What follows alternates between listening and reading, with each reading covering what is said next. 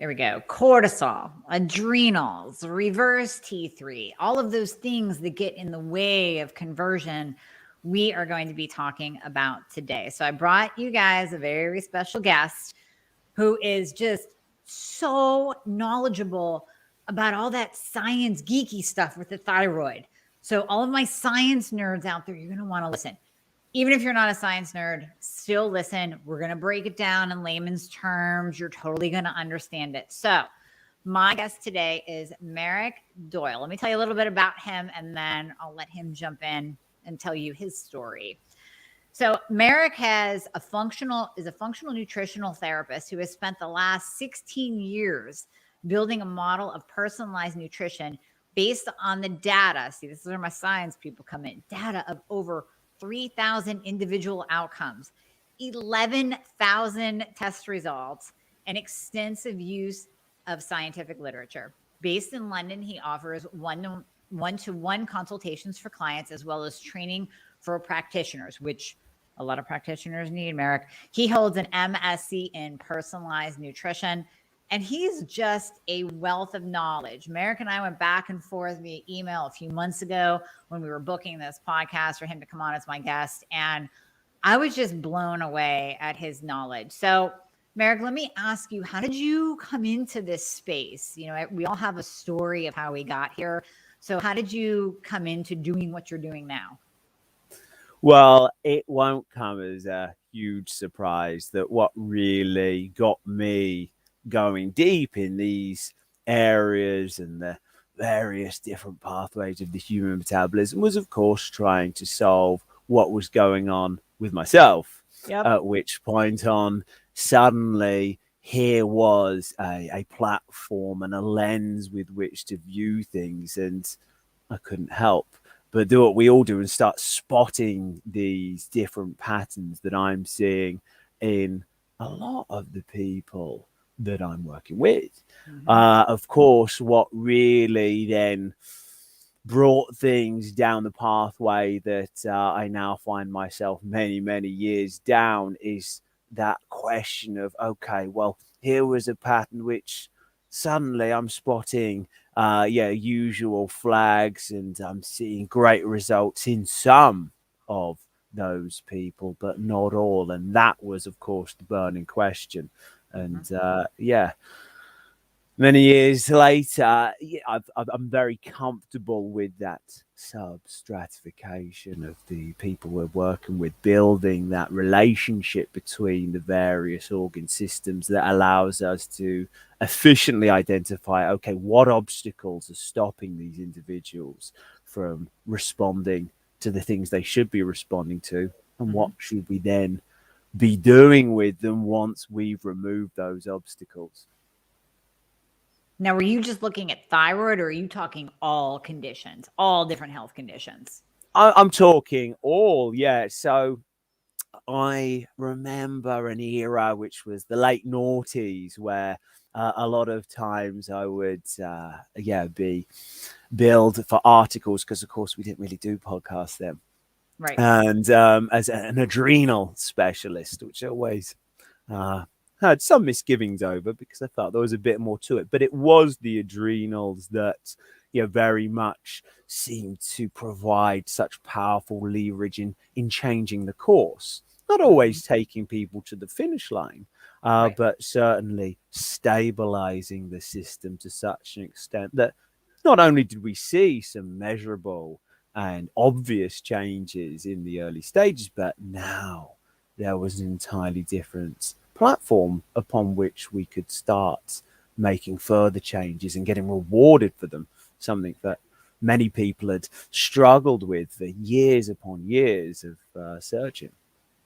And that's the thing. I think a lot of the listeners out there, they'll implement one thing, like you said. They'll dive into, they'll see articles, they'll hear podcasts now on adrenals, and they'll supplement with adrenal supplements, and they'll do whatever they have to do to reduce stress. And they focus on that one aspect, and they forget that our bodies are so beautifully tied together, and one system affects another system. So yeah, you can focus on the adrenals, but what about your thyroid? What about insulin? What about hormones? So we're going to dive into that today. I do want to circle back to the adrenals, but I want you to start off, because we don't talk about this a lot on this podcast. Can you give us the definition of cellular hypothyroidism? Because I know that's kind of your jam.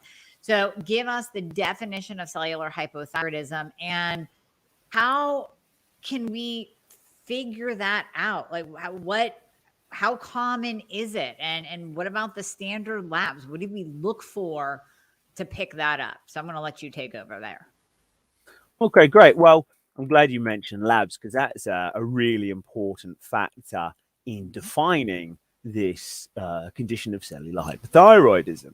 So in that sense, we're generally quite familiar with hypothyroidism in terms of what it is and how it affects us. So we're seeing low thyroid hormones, and consequently we're seeing low thyroid activity. So we're likely to see that manifest as feeling cold or brain fog, fatigue, difficulty losing weight. We'll probably see impacts elsewhere: slow digestion, elevated cholesterol, poor hair growth, depression. So there's the usual patterns that we would tie into hypothyroidism. Well, we're going to see exactly the same picture in cellular hypothyroidism, but there's just one difference, which is that the blood levels look totally fine. Yeah. And so the driver for these issues is the transport proteins that move thyroid hormones into the cells, which is, of course, where they do their job. And if they're not getting into the cells, they're not going to do that job. And that's where we see the exact same clinical picture. But when you come to run a standard thyroid panel, nothing's going to show up. And unfortunately, this is where so many people will have done their research, will have been able to link in everything that they're seeing and the problems they're experiencing. They'll be able to tie that in very clearly to the list that they're seeing in front of them for hypothyroidism. But after they go to their doctor, they get told, nah, that's not it.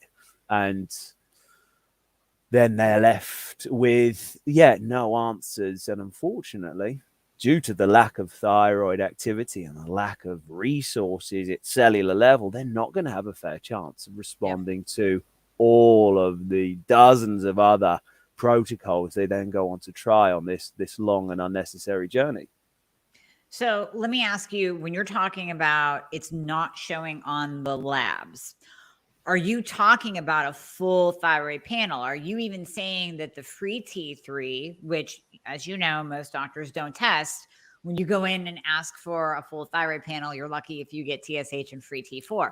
So are you even saying with cellular hypothyroidism, we're seeing free T3 in the optimal range? We're seeing reverse T3 in the optimal range? Or are those labs not factored in?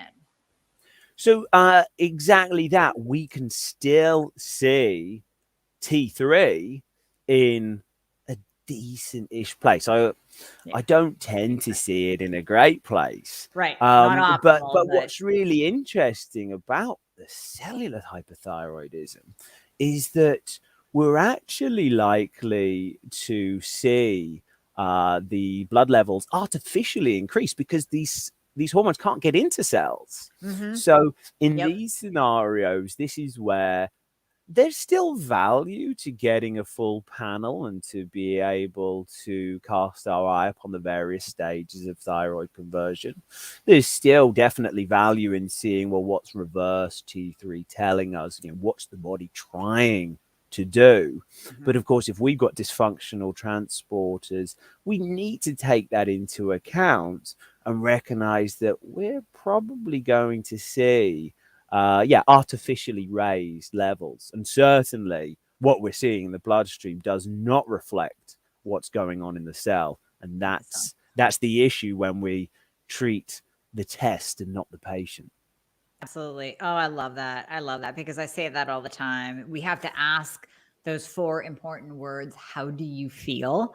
Because you're more than a lab value. The labs help you, and I love labs. We love them. We love them. But ultimately, it has to be the person's experience and whether or not their symptoms are changing. Okay, so what would you look at test-wise to determine if there is a cellular hypothyroidism issue? So there's one specific marker which is really key, and this is a marker called malic acid. So it's included on almost every single organic acids test that's out there. So for those who aren't familiar with the organic acids test, it's a urinary test where you provide a single sample upon waking.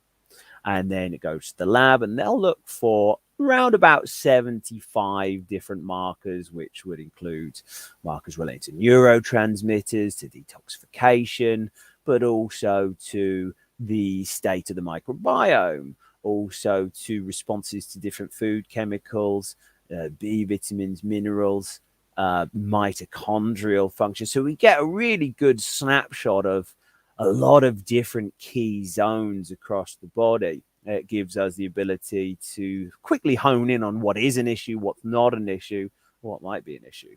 And malic acid is one of these markers. So malic acid is actually a Krebs cycle marker, but what's so relevant is that the enzyme that is responsible for its ongoing conversion is thyroid responsive. So if we see malic acid levels accumulating, if they're higher than they should be, then that's a really strong clue that we want to take a look into this issue that we're talking about. On top of that, there's other strong clues, and this is where putting together a clear map of what's driving these issues is important. So if there's anybody with either raised bilirubin, raised free fatty acids, these are both compounds that inhibit the thyroid transporters. There's markers such as urinary indicans that can also give us some red flags for this, and any sort of fermentative toxins in the gut. But probably the single biggest driver we're going to see is cellular levels of ATP.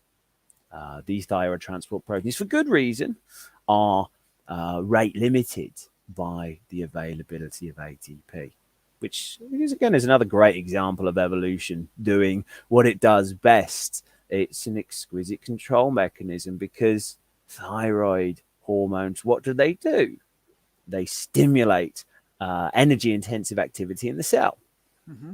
A cell with no energy should not be open to having its energy drained further, and sure enough it's not. It limits the activity of those thyroid transport proteins. So yes, malic acid is the headline one that I would always want to take a look at, but those other markers can be really important to help us build a picture and get a more nuanced idea of exactly what's going on there. So is there anything that can be measured with blood? Because I know a lot of my listeners, the organic acids test is a functional test, meaning you can't go to your PCP or your general practitioner and say, hey, doc, can you get me an organic acid test? You're going to have to be working with a functional practitioner to do so. Are there any serum blood markers that we can look at for cellular hypothyroidism? No, is the short answer. Okay. You could measure bilirubin, which would be included on almost any basic blood test. It includes liver panel biochemistry. Yep. And you could measure the free fatty acids, and both of which, they can definitely drive these issues. So they're indicators, but there's no way I would want to take a look at those two on their own and make any sort of conclusion as to what we're seeing. So perhaps that speaks to the bigger issue here that so many of your listeners are likely facing, in that, there's not going to be a simple way that they can make a call to their providers, have a test, and suddenly receive the treatment that they're after. That is not a simple route that they can engineer. Right.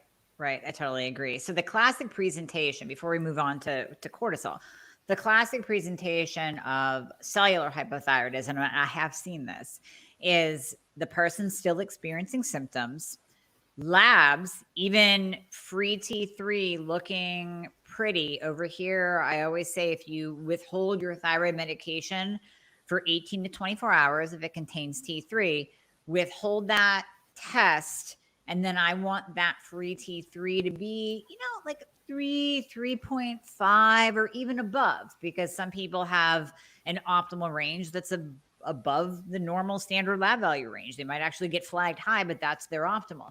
So you might see someone coming in with a really kind of pretty looking free T3, even a halfway decent free T4, and they still feel like absolute garbage. So that's the classic presentation of cellular hypothyroidism. Do I have that correct?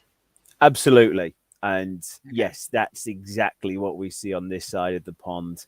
And those very same individuals are sent away being told, there's nothing wrong with you. Yeah. Your labs look great. Right. Labs look great, but they still feel horrible. Okay, moving into adrenals and cortisol. And I love what you said here, and this might tie into cellular hypothyroidism as well. But when we were emailing back and forth, one thing that you said in the email was you specifically refer to cortisol activity, because cortisol itself helps the conversion of T4 to T3, yet high cortisol is almost always associated with reduced conversion due to cortisol resistance that quickly occurs in high stress states. Let's talk about cortisol, because I see two schools of thought with my listeners. You have the one school of thought, the one school over here that they just don't know that much about cortisol. They might have had their morning cortisol tested by their doctor, and that's it. They don't know what their cortisol does today, but whatever. They're kind of like, it is what it is. You have the other side of the equation where they are hyper focused on cortisol. They believe that every issue in their body comes from an adrenal issue, adrenal fatigue, adrenal exhaustion. I'd like to find that happy medium and get your opinion on cortisol and adrenals and how it affects the thyroid. So you go. Well, yeah, and you touch on something very important there, in that we are human beings seeking answers, and human beings are so liable to black and white thinking. Yeah. Now, of course, it's not difficult to imagine any scenario where somebody has not been getting the answers that they need, and they know that because they still feel horrendous. And then they're introduced to ideas that explain everything. Now, of course, whether you're talking about thyroid, or whether you're talking about cortisol, or whether you're talking about testosterone, estrogen, or you're talking about magnesium, you're talking about mitochondrial function, anything that plays such a central role in every single process that's going on in the body, and these things do, can be linked to any single thing that's going on. Right. And so in that sense, you can take a cortisol-centric view of everything, and it will make sense. You can take a mitochondrial-centric view on everything, and again, it can explain everything. The key question is it going to make a difference, and will it reliably predict how you're going to respond to the intervention we're about to conduct? So let's actually now break down cortisol so that we can look at the nuances, because it's those nuances that allow us to understand how those mechanisms are playing out in each individual. So in that sense, yeah, there is a lot of misunderstanding when it comes to cortisol. Cortisol is considered to be bad when you speak to almost everyone who offers an opinion on it. Yeah. And why is that? Well, there's a good reason for it. And that's because there are countless studies that show that individuals with high cortisol are at higher risk of neurodegenerative diseases. They are higher risk of metabolic diseases. They're at higher risk of pretty much any long-term issue you can think of. So, of course, it's not too difficult to understand why cortisol is considered bad. Now, The same applies to our view of cortisol when we're looking at its role in the conversion of T4 to T3.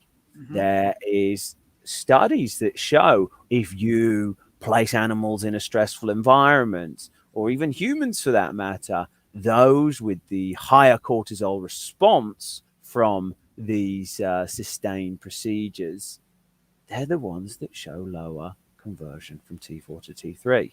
So it's simple. Case concluded. Cortisol is bad and it inhibits thyroid conversion. But wait.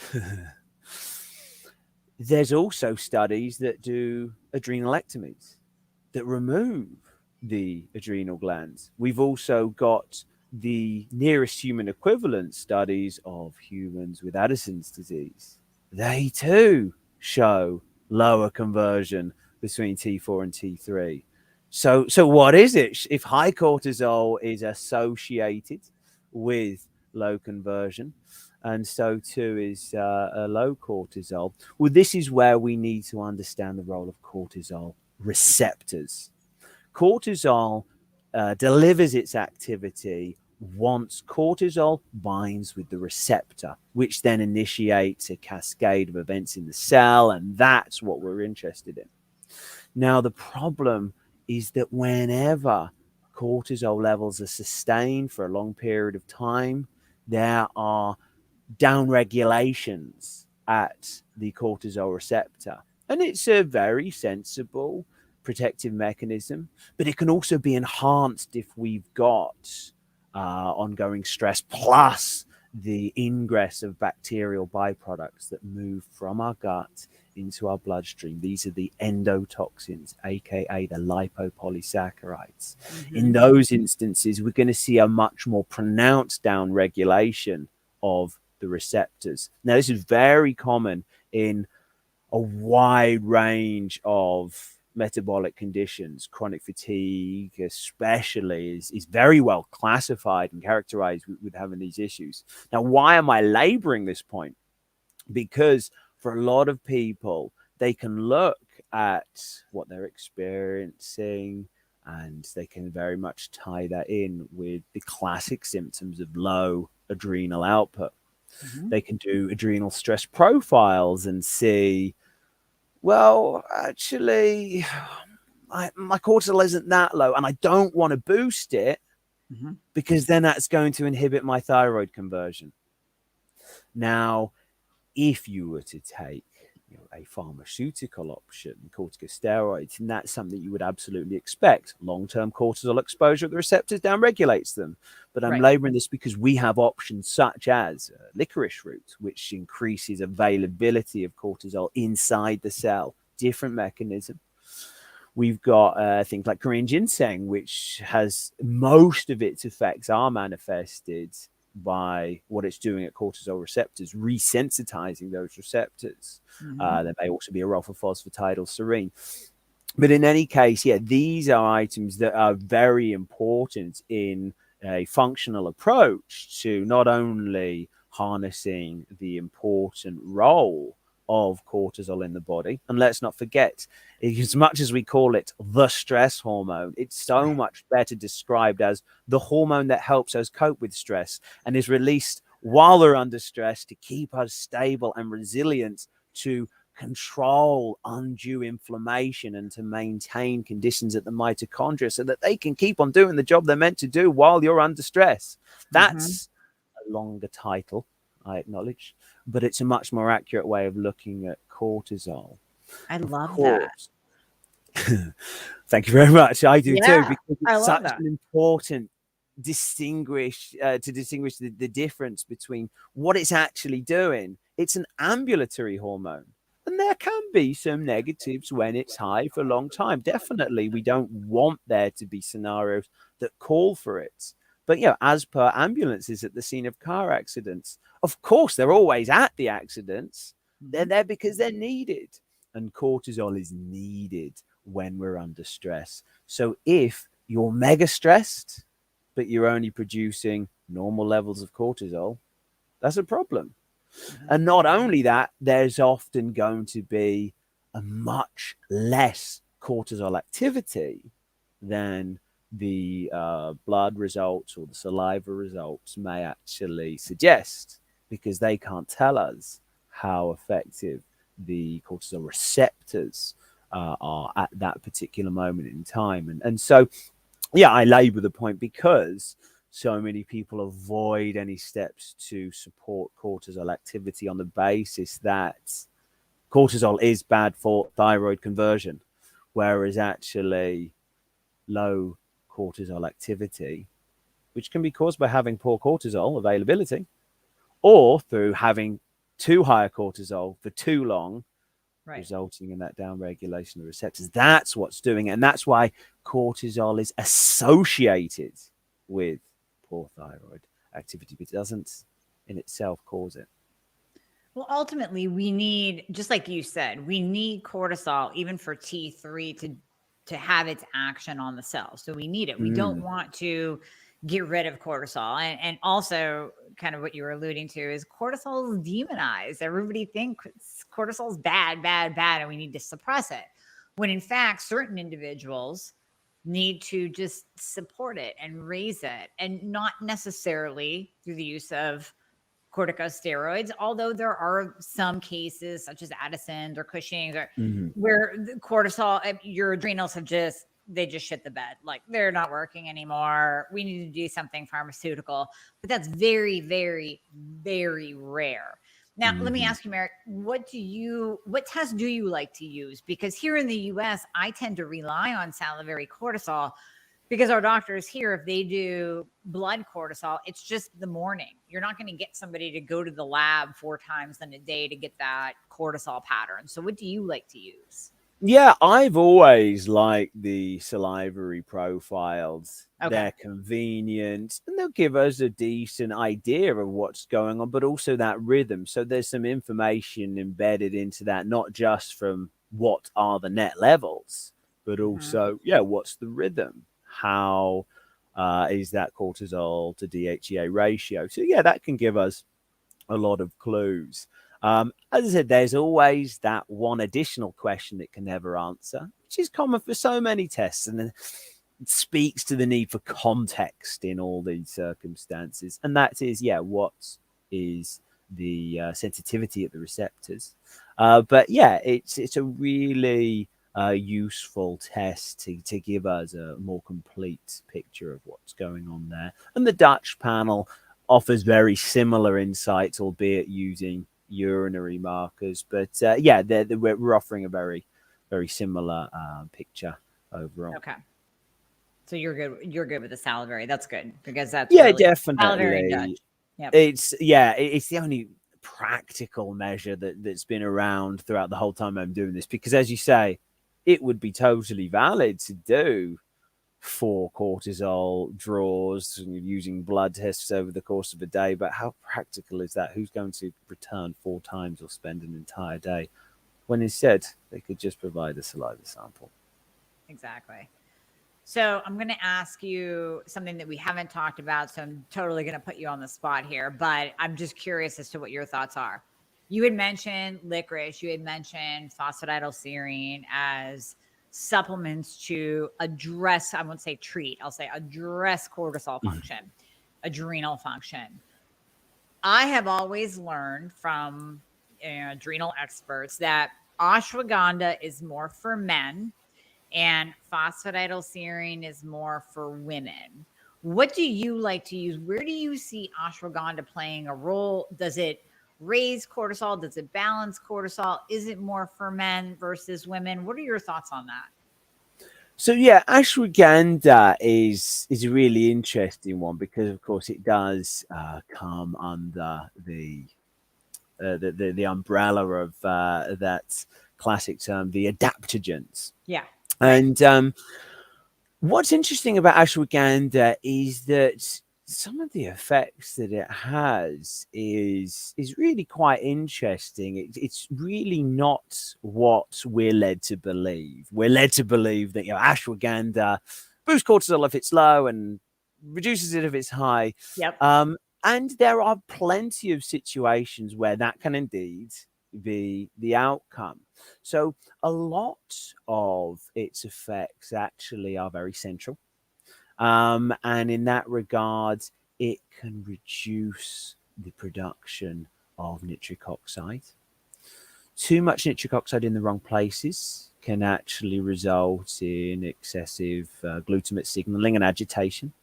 But it can also repartition serotonin signaling, influencing the amount of weight that each receptor tends to carry.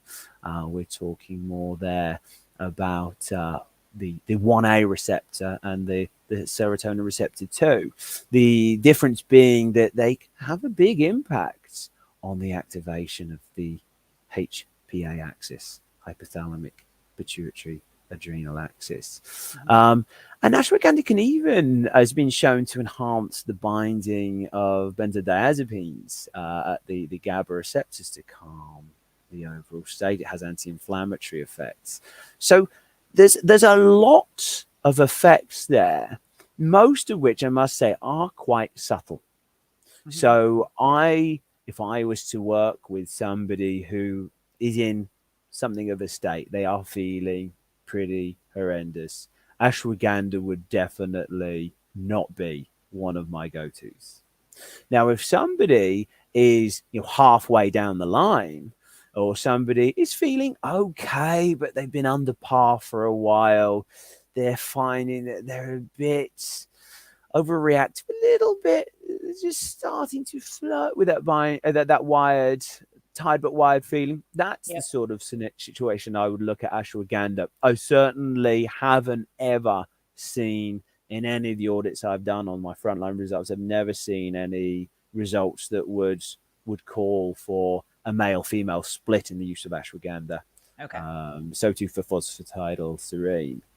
But yeah, I do think it's a really interesting tool just because of those range of effects it has, which is actually fairly separate to what's going on at the adrenals. And it's actually through some of the neural signaling that it may, in certain people, in certain situations, boost cortisol output. But yeah, it's a fascinating herb, like they all are, let's be honest. They are, especially to us. They're fascinating. But this is where I like to intervene and tell people, please don't run out and throw ashwagandha into your supplement mix because you heard it, read it, your best friend takes it, whatever, because you don't know where you are. That is one supplement that I see thrown around willy-nilly. People don't even know why they're using it. They just read it on a blog somewhere, and it drives me crazy. So I'm so happy that you broke it down and gave us real scientific information. I love science, based in science, information based in science. So that's what we need. So please, any listeners, don't just use ashwagandha or buy an adrenal supplement without working with someone who knows your current situation. So thank you for that, Marek. I want to, I really want to get to this. We talked about it off air a little bit. We have not dove into the DIO1, DIO2, DIO3 enzymes much on this podcast, mainly because in the US, it's very difficult to have tested. Now, a couple of my listeners have been tested. I completely forget which lab they used. I want to say it was 23andMe, which test they use. But let's talk about DIO1 and DIO2 because I am a T3 only patient. And my health coach is a T3 only patient. And Elle Russ, who you may have spoken with as well, she is T3 only, but she's trying to play around with T4. I have a couple other patients that are T3 only. And I've never been tested, but my guess is that I have one of those SNPs that I just don't convert. If you give me 25 micrograms of T4, I'm going hypo. No matter what my labs say, and it'll take a while for the reverse T3 to catch up and show, I'll feel like garbage first. I'll be 10 pounds heavier and depressed first. Then it might show in my labs a month or two later. So I'm pretty sure I have that SNP, but let's dive into that a little bit. Yeah, so we do have obviously access to 23andMe this side of the pond, and it's always really interesting to take a look into what we're seeing there. And in that sense, there are certain SNPs, mutations, to use the colloquialism, that I think can be highly relevant in all scenarios. For example, the BCM mutation, which affects the conversion of carotenes into retinol. That's something that I would look at and want to take immediate action, because it really hinders someone's ability to form real vitamin A in their own body. So they need to consume it in their diet. I throw that up as an example because that's one of the small number of SNPs that I would want to take immediate action on. Whereas the reality is that for the most part, I can look at tons of different SNPs, including many of those that are discussed to, ad nauseum. I'm talking about MTHFR, that are potentially very important. And for some people, they're going to make a difference. But we're talking there about vulnerability, not inevitability. We're talking about if there is extra pressure placed on the system, here's where we're likely, not certain, but likely to see the first signs that things are starting to go wrong. So, yeah, I'm never necessarily looking at looking through people's genetic output and be like, right, this is what we're going to do to your diet. Right. We're going to modify this because you've got that SNP. It's more a case of that's going to make me ask certain questions. And if we reach a certain scenario where that could be involved, well, maybe that's going to be one of the first tests that we're going to do. Conditions definitely play a substantially bigger role than genetic polymorphisms. That's my experience by a large margin. Yeah, exactly. Yeah, when we're looking at anything related to energy or anything related to the theft of energy, by which I mean the stress response, the inflammatory response, we're likely to see a very potent and measurable effects on those deiodinase enzymes. I mean, these are the enzymes that take T4 and turn it into T3. That's the accelerator pedal for the entire metabolism of the human body. And so it makes sense that that should be so carefully regulated. It makes sense that it should be so sensitive to a wide range of inputs that could affect our resources. And yeah, as I said, that's energy. And that's also the theft of energy, which sometimes doesn't necessarily get the attention it calls for. And yeah, that's where we see a really wide range of aspects able to influence the impact of the iodinase enzyme. So D1, deiodinase 1, is the primary enzyme responsible for converting T4 to T3, at least in the body. It's D2 when it goes into the pituitary, which we may well want to get onto in a second, because that's actually quite important. It's got its own privileged conversion system.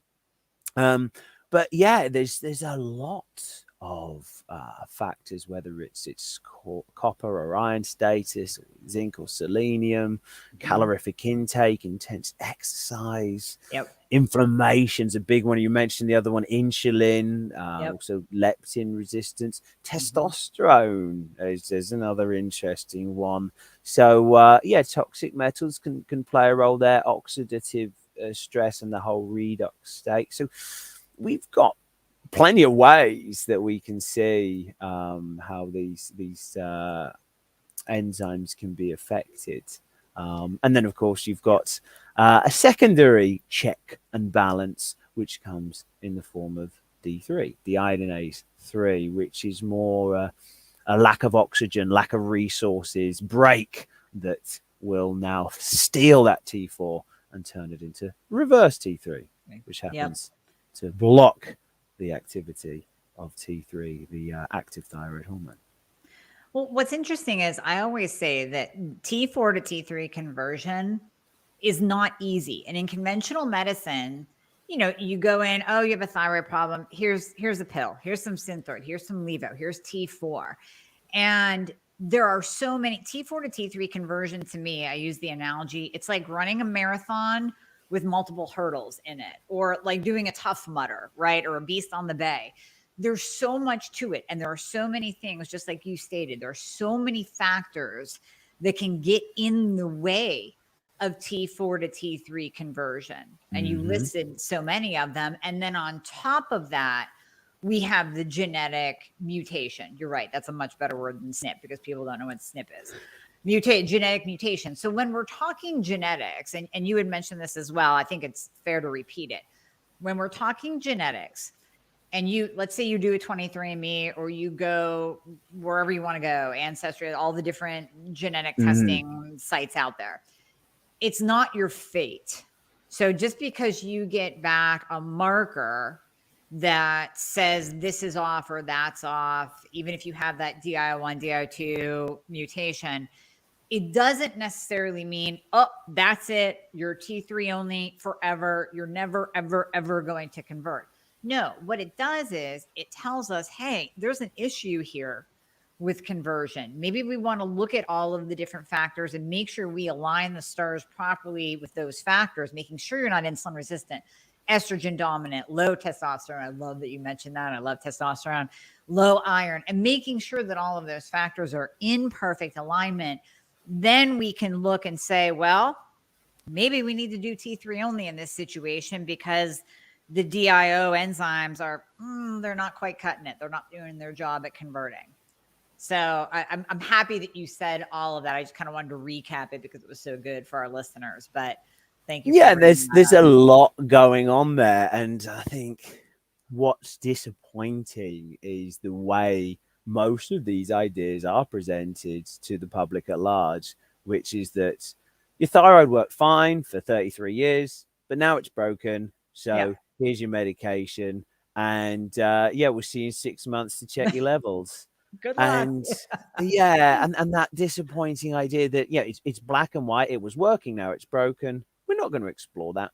We're not going to consider what may make a difference. We're not going to consider, well, if something changed, could it potentially have affected areas other than the thyroid in this interconnected system we call the human body? And so I acknowledge that the details can get complex, but I think the questions we should ask, they remain fairly fundamental, except for, of course, when these continual ideas end up being repeated round the clock, the public get bombarded with them, and it can end up being very difficult to see the wood through the trees. And ultimately, who's going to be able to do that when they're tired, they got brain fog, they can't sleep properly? It becomes the sort of problem that you would expect it to. And we start seeing the levels of unwellness rising to the most extraordinary levels in the exact same way that we're doing. Right. Exactly. Well, that's why you and I are here on this planet, to help take people by the hand and guide them down this path, because when they have that brain fog and they can't think for themselves, sometimes you need an advocate. Sometimes you need somebody to step in. And I can't believe, I mean, I'm looking at the time, Marek. I cannot believe we've been talking as long as we have. I could keep going forever, but this has just been an amazing conversation, just absolutely amazing. And I do have many listeners and patients on the other side of the pond. So I would love for you to give the listeners a last thought. What would you tell them to take this home with them, and also go into how they can find you, and if they're interested in working with you, how to do that? Okay, so what thought would I want to give them to take away? I know I hate it when podcast guests ask me that, because I put you on the spot. Well, I should have known it was coming, so I can only blame myself. What I would say is that nothing happens without a reason. And equally, if one major system of the body goes down, it's going to bring all the others with it. And so thyroid is a perfect example. If the thyroid is offline, you are going to see a ton of issues elsewhere. You haven't got the energy to invest in the digestive tract properly. The conditions are going to suffer. You're going to be highly vulnerable to all manner of disturbances in the gut. Now, you can go chasing the ultimate SIBO protocol or the world's most wonderful Candida cleanse, but they can't possibly work if your body doesn't have the resources to undertake the change that's going on.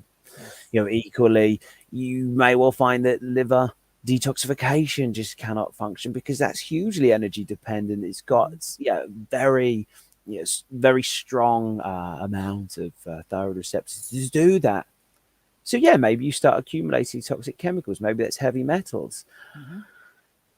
If you're on low thyroid, low energy, low resources, the heavy metal detox, we don't want to go. It's not going to work. And this is where looking for the answer is never likely to lead anywhere. We want to build a pattern of what needs compensating for right now and what's actually the limiting factor, and remove those limitations in a methodical and coherent, tailored plan.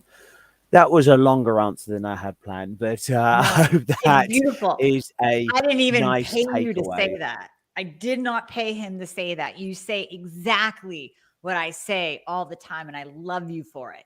It is, if your body is giving you a symptom, we have to, that's a sign, that's a signal, that's a hello, red flag. There's something going on in the body, and focus.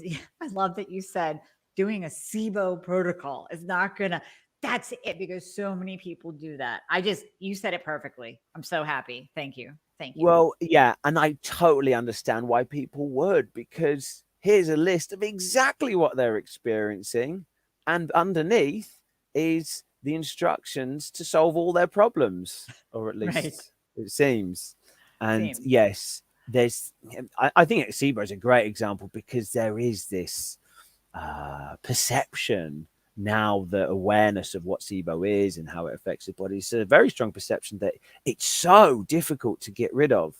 And I would very much disagree with that. I would say once you have removed the obstacles that limit the body's ability to control the conditions in the gut, it's very easy to get rid of.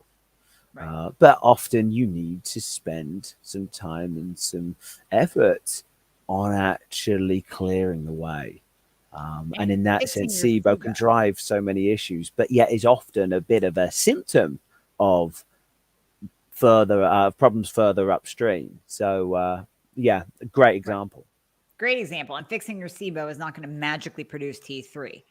So that's what I always say. Everybody goes like, I'm going to heal my gut. And even practitioners, that's my big bitch over here, is there's so many practitioners, and thyroid patients will go to them because they're functional, integrative, and labeled that way. And they go, well, girlfriend, I'm going to heal your gut and all your thyroid problems are going to go away. No, they're not. No, they are not. So that's, see, I'm going off on a tangent. We need another podcast together because we could just keep going. So let's do another podcast of tangents alone. And oh my God, can we do that? Can we just do a tangent podcast? We'll call it the tangent episode. We're doing it. We're doing it. It's done. Let's do that. Yeah, it's planned. Okay, so how can people find you? Okay, yes, that was the second part of that question before we arrived in Tangent City.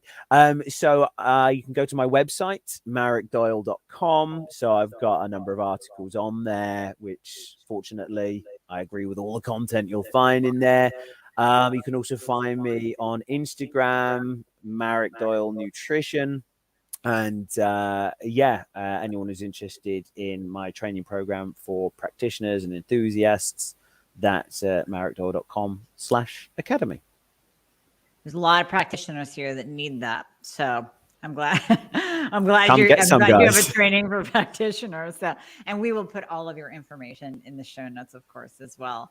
Marek, it's been such a pleasure having you on. I'm so sorry that we have to go, but we will do this again. We're doing a tangent podcast. We will do this. I'm looking forward to that. Love it. Thank you so much. Well, thank you. Till next time. Till next time.